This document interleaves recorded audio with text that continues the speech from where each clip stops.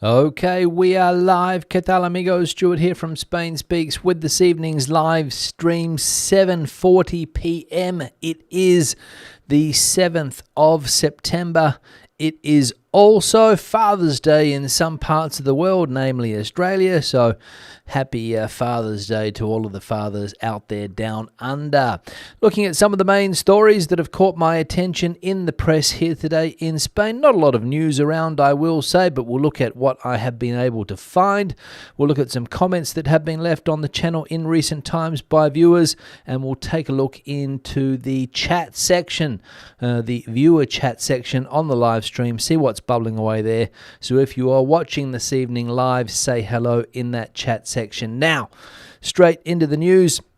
And bad news for the owners of houses that were built very close to the Mediterranean Sea back in the day, because the demolition teams are coming in soon and they will be losing their properties most likely. As we can read here, Spain orders demolition of homes in Guardamar, coastal dispute.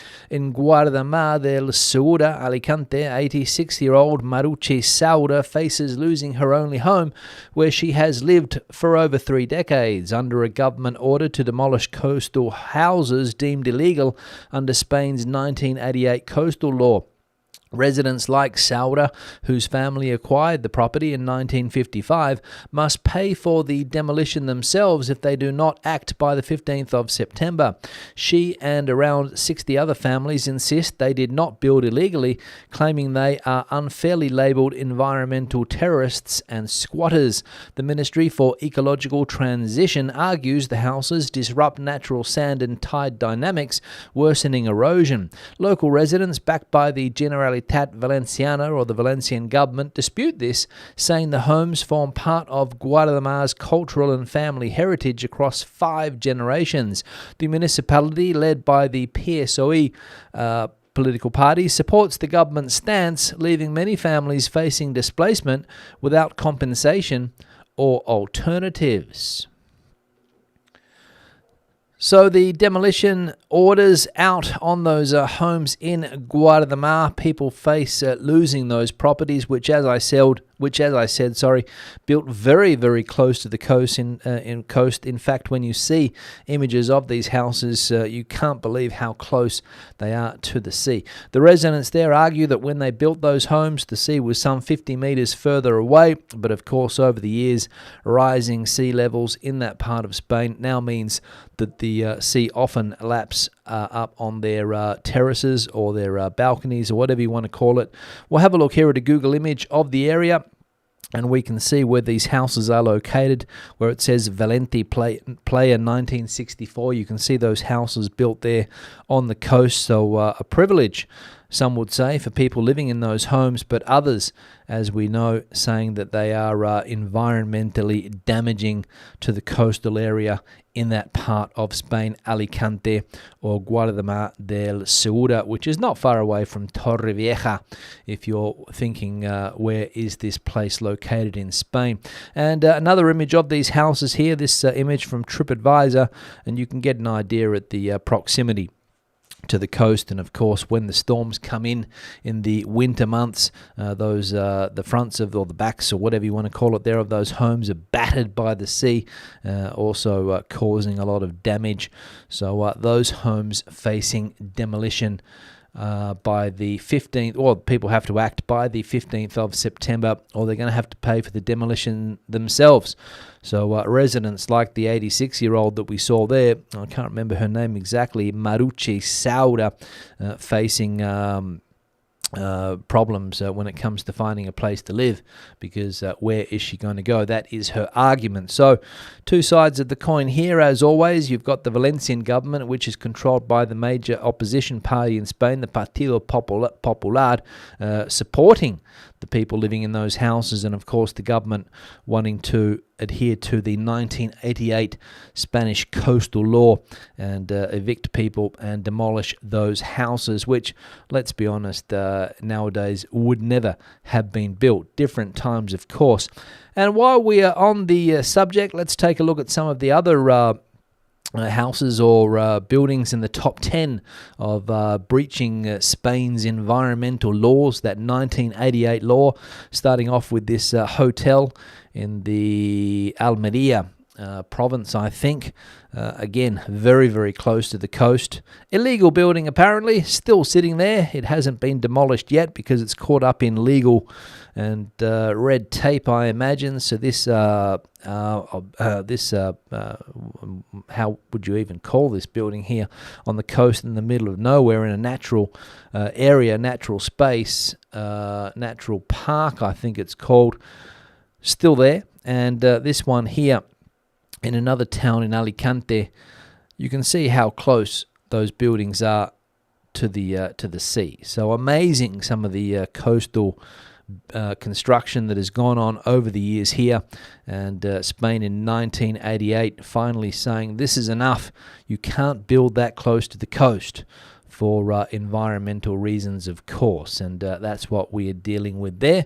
So we'll see how this one plays out, but 7 days or 8 days until those homes will be demolished. And as I said before, the government wants people out by then. But they're not moving, I don't think, some of them. So we'll see, as I said, how this one plays out.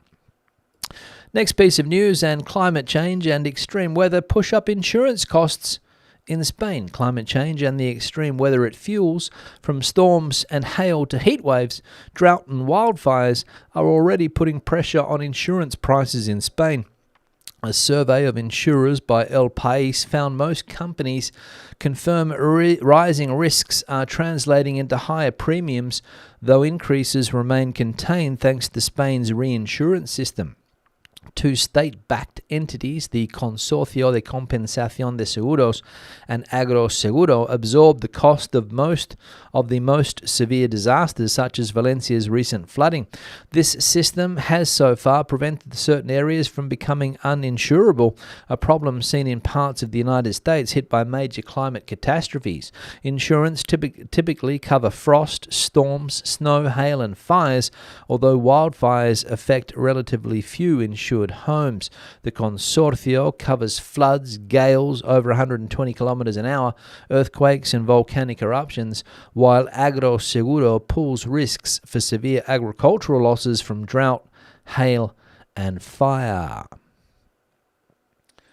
So there we go, people that have insurance policies here in Spain seeing increases in recent times, although not a lot according to this article here, but policies are going up because of these natural disasters that have taken place over the last 12 months or so, and we'll see what impact the recent wildfires has on those insurance policy prices as well.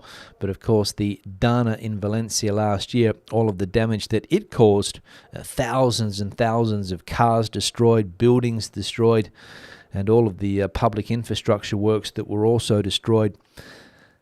Yes, creating a lot of damage, and in some cases headaches for insurance companies that are forced to pay out. And as can be expected, we all get an increase. We all get an increase apparently. So there we go. That's what we are dealing with here as far as that is concerned. And the final piece of news that we'll look at today, this one here, Spain's depopulated villages face deeper decline across rural Spain. The slow erosion of village life continues. In Castromil, a hamlet of fewer than 90 residents in Zamora's Alta Sanabria, the arrival of the baker's van is still a daily ritual. Ziani Mora and her husband moved there last year to take over the bakery, keeping the community supplied even as winters bring emptier streets and dwindling demand. This story reflects a wider demographic divide, the emptied Spain versus overcrowded urban centres. The rural exodus began more than 60 years ago when Spain's dictatorship shifted the economy away from agriculture towards industry and services, with tourism becoming a pillar of growth. Investment was concentrated in major cities, accelerating depopulation. Today, experts such as geographer Mercedes Molina argues the model fostered short-term urban-focused growth, leaving many villages without prospects. For locals, staying in a small town still carries the stigma of having done nothing in life.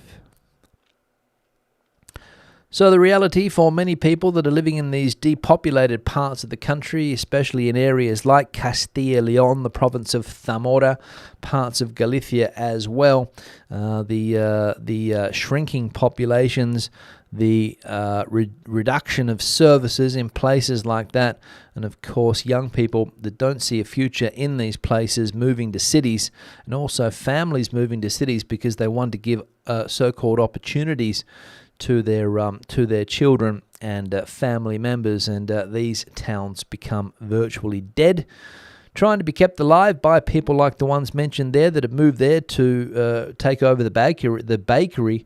But apart from that, not a lot of life going on in those places, except for maybe the odd rural accommodation, which has popped up over the last 10, 15 years or so, trying to bring life back into these places, at least at weekends. Monday to Friday, not a lot going on, but maybe at weekends when people do return to these places and, of course, the tourists come in, you can see a bit of life. But, go to that part of the country and what you will see the reality of the depopulated Spain.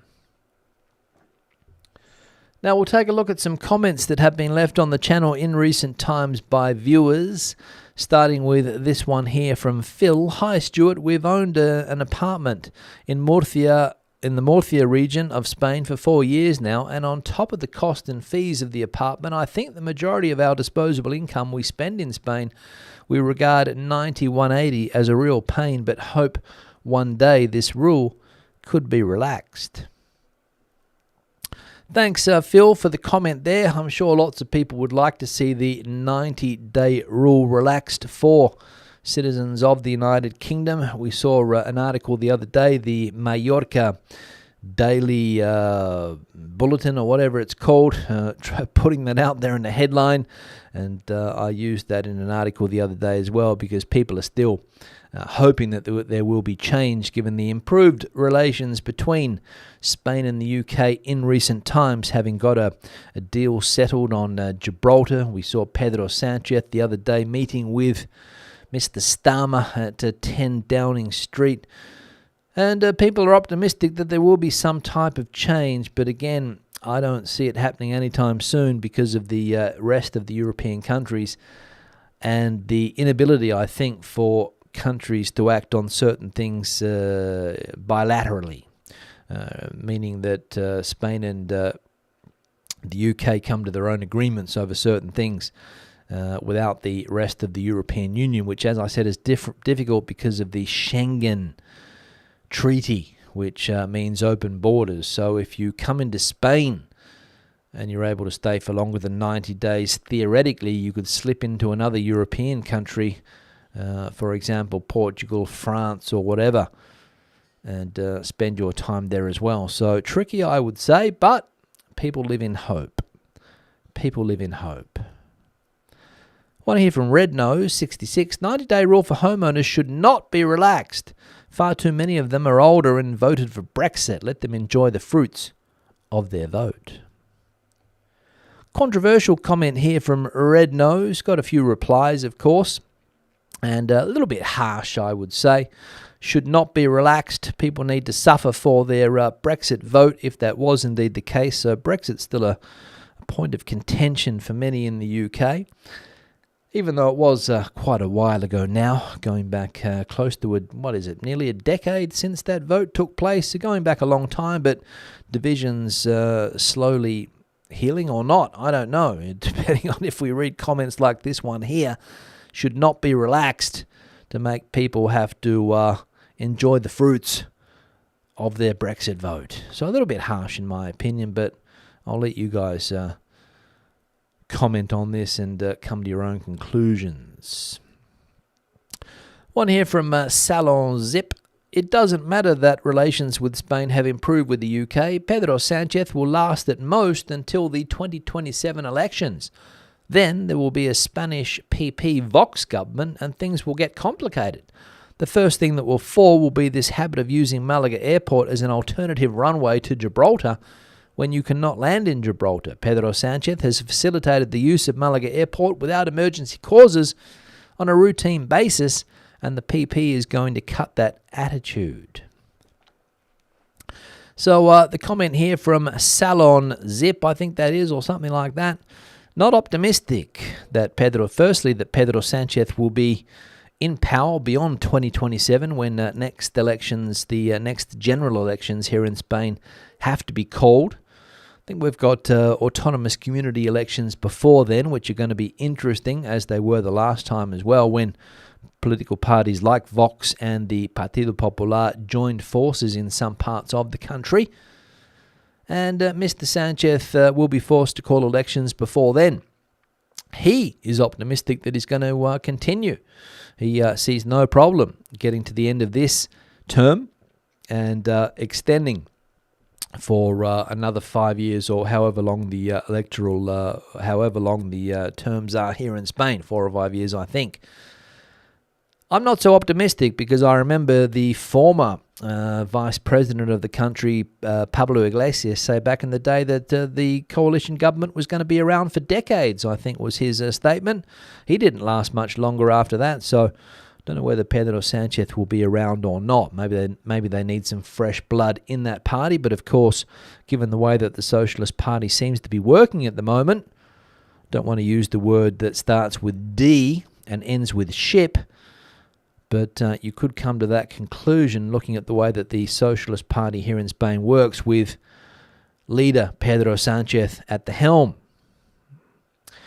But the PP doesn't work much differently, so we'll see. But of course, they're going to need the help of Vox, the support of Vox, and that could play into Mr. Sanchez's favour, as it did last time around, because Mr. Sanchez is able to get deals done with a lot of these parties that want to separate from Spain, or at least that's what they have been talking about for decades and decades.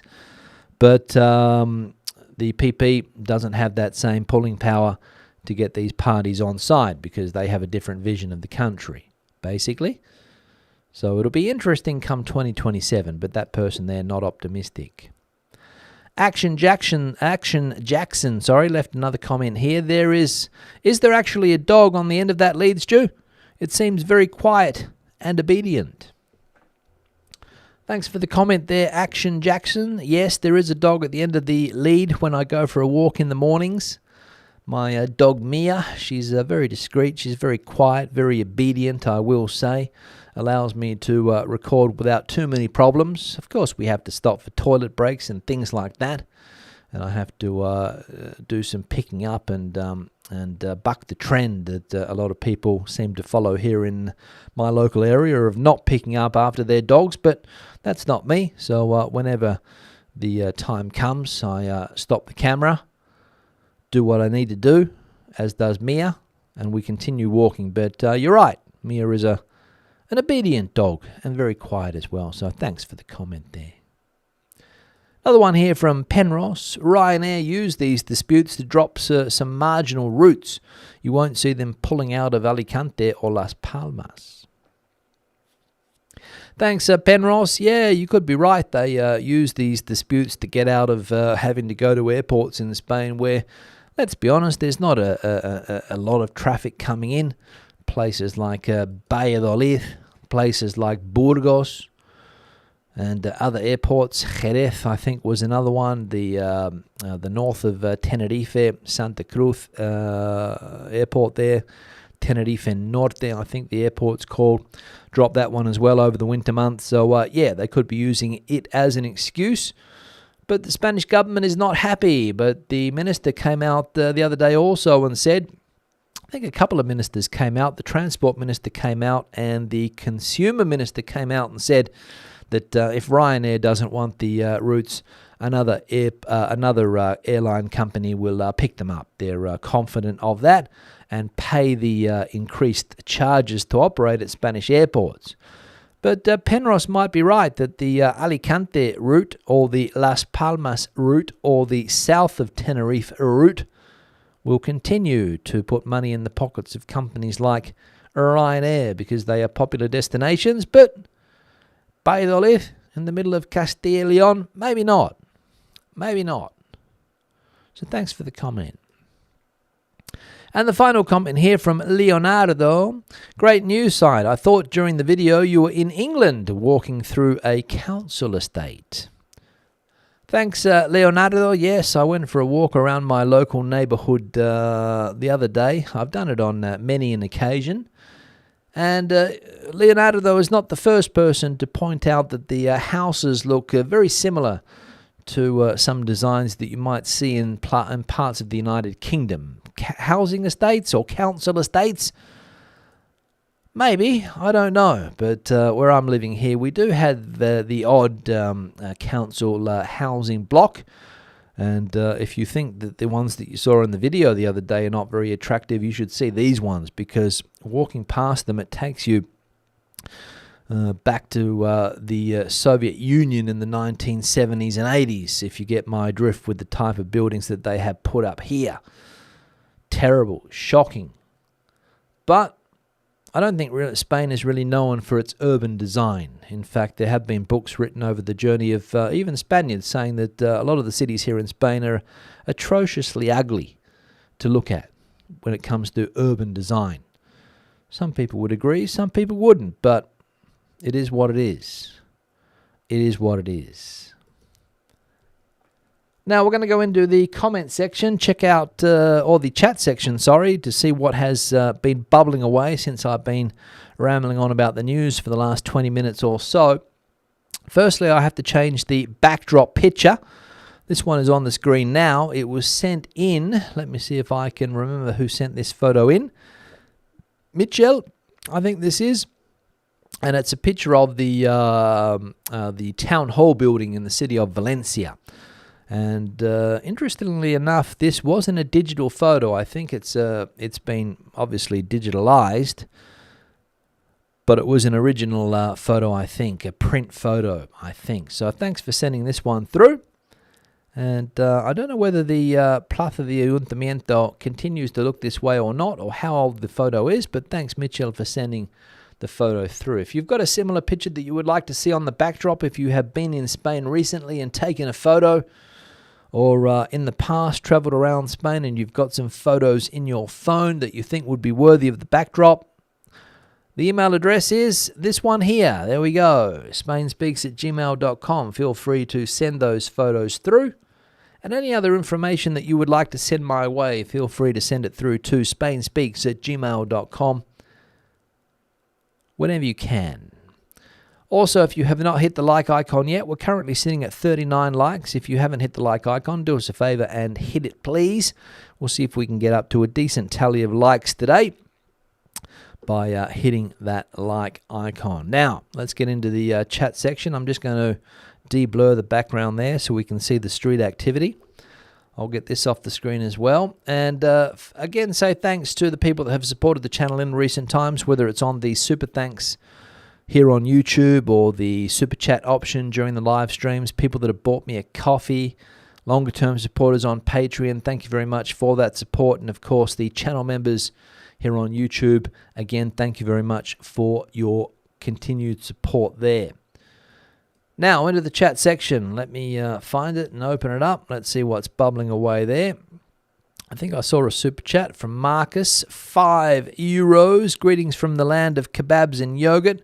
Lots of yogurt, or yogurt, depending on how you pronounce that name. Toma una cerve para aguantar el calor. Thank you very much, Marcus. I will. €5 support there. Thank you very much. Good to see you back in the live stream, Marcus. Let me scroll up to the top. Sani is the first person I can see in the chat today, coming in from Paiporta, which was the ground zero of the Dana last year. Paiporta, Valencia. Great to see improvements, including the metro up and running, finally catching up with the live streams. Thanks, Sani, for that. Enjoy your time with the family there. John saying Rory has only gone and won the Irish Open, and a person with a turquoise person waving is the emoji. So John's happy about Rory McIlroy winning the Irish Open golf. That would be the tennis, the US Open tennis later tonight. A lot of Spanish people hoping that the new Spanish tennis phenomenon, Carlos Alcaraz, will get up and win. We'll see. Kathy, hello everybody. Good to see you, Kathy. Let me get Kathy on the screen there. Good to see you, Kathy. Charlie's in the chat as well. Haven't seen Charlie for a while. Buenas noches desde Ciudad Real, donde has dicho que tenemos que comprar chozas en el bosque para ahorrar dinero. Charlie asking where you can buy huts in the woods or the forests to save money if you want to get on the property ladder here in Spain. Ciudad Real. I'll probably head out into the woods there or the bush there, Charlie, and see what you can find. John's in the chat as well. 1965. High flyer, the John that is. Long day at work, so looking forward to the live along with a San Miguel or two. Have a great week, John. San Miguel is a beer that you don't see that often here in Spain. In fact, rarely see it. And if I do see a bar with San Miguel on tap, I'll order something else from a bottle. TOL is in the chat here too. Hello, Stu, and my fellow travellers enjoying a 26-degree day in San Diego. Clear skies. I trust all is well with everyone. Thanks, Al. Good to see you. Valued member, of course. Renan is in the chat, coming in from Los Angeles, California. Another regular viewer is Renan. Amanda, talking of regular viewers, hello all, happy full moon tonight. Thanks, Amanda, for that. Full moon. I have noticed that the moon's been bright over the last few days. Stephen, valued member, also coming in from an overcast but hot Torrevieja. Looking forward to the live stream. Thanks, Stephen. Good to see you in the chat. Gigi coming in from Surprise, Arizona, where temperatures today are sunny and 42. Does it ever drop below 40 in that part of the world? I asked the question. Does it ever drop? Barbara coming in from the Playa Flamenca, humid there, temperature of 30 degrees. Looking forward to watching our local lad from Murcia, Alcaraz, in the US Open final tonight. Yeah, it should be starting soon if it hasn't started already, up against his arch rival Sinner, the least Italian looking person that I've seen, but coming from that part of the world, of course. Charlie, too young for a child to go to the US. Not sure what that's about. Thanks, Charlie, for your input. What else? Carol coming in from Wales. Good to see you, Carol. Don't think we've seen Carol here before. Bronny also coming in from Wales. So we've got two people from Wales watching this evening. South Wales, Bronny. Thanks for the live stream info. Best wishes, Bronny. Thanks for that. The Jazz Shed, 23 degrees in Bury St Edmunds, UK. Absolutely love the tin food episode. We've made a note to try them on our long-awaited return into Calpe in a few weeks. Thanks for the unbiased news reviews. You're welcome, Jazz Shed. You should be able to get your hands on some of that tinned or canned food, which is actually quite decent, I will say. And I think that message came through in the video that I put out the other day, that the canned food quality is decent. Somebody said that maybe some lower-end restaurants just open a can and stick that in a bowl and serve it to you. Don't know. I think it would be cheaper to make a pot of lentils or beans, or that bean stew, or those things. I think, did we not see that message before? Rory just won the Irish Open. Get Me to Spain saying, shocking. They are part of the hiding Guardamar. They are part of the hiding Guardamar. Thanks for that. Ramon is in the chat. Saludos a todos. It's a rainy day in Central Texas. Much needed rain since we are in drought conditions there. Thanks, Ramon. Enjoy the rain.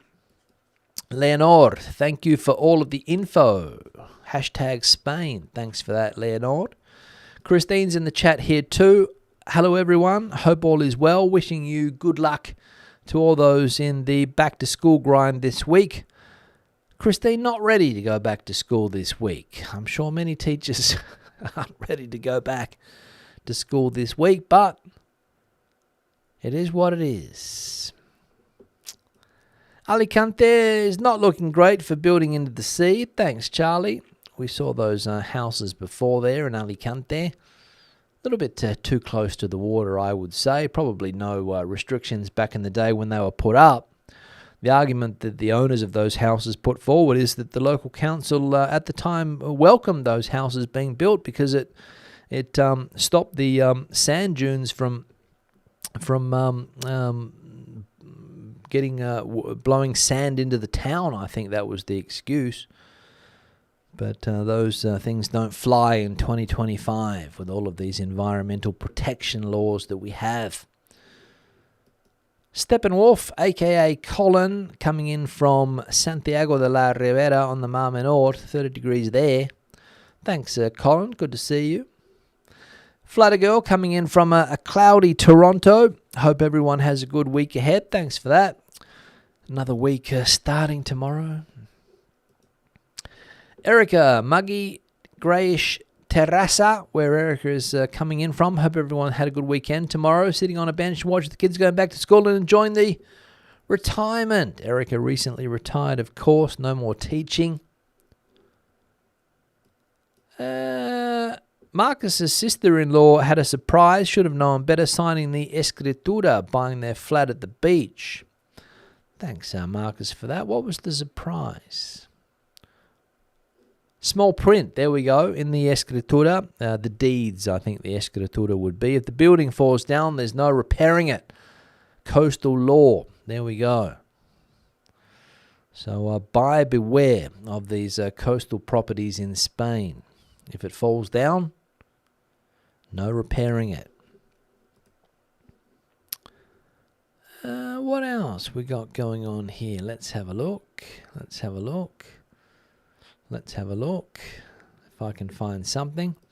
Eric is saying that the coastal law is a real problem. I think that is, and it doesn't take into account cases like the older generations who bought their properties in the 50s or 60s. They're being punished when it isn't their fault. Thanks, Erica, for that. Yeah, it's a controversial one. Reading the comments on the article in the newspaper, they're 50-50, I think. A lot of people not sympathetic with the owners of those houses there. Some people are, of course. A lot of people not. Kathy L. coming in from Missouri, USA. Thanks for the great videos. You're welcome, Kathy. Good to see you. Regina's finally in Spain. Benalmádena, hot there, much better than Estonia. I think it was freezing in Estonia the last time we heard from Regina. So finally in some warm weather, enjoying the warmth of Benalmádena in Malaga. Alma's in the chat, coming in from a muggy 30-degree Benihofad, hoping for rain. I think rain is forecast. I think it's forecast. Let me have a look. What else we got going on here? Let's have a look. Hello is the simple message here from Adoración. And beer, the other message. Thanks for that. Ivor, looking forward to the days at the beach now that the tourists have gone. I'm sure a lot of people living in the coastal resorts in Spain are happy that the tourists have departed. Ivor, gone back to their central Spain residences, cities and the like, abandoned the coast, as the kids have to go back to school, of course. And people like Ivor, who live down on those coastal places, enjoying the restaurants, the promenades, the beaches that are no longer as crowded as they were. Now that's the end of the live chat. Time to wrap it up. Be back again on Tuesday with another one. Hope to see you then. Have a great start to the week. Hasta luego, hasta entonces, and adios.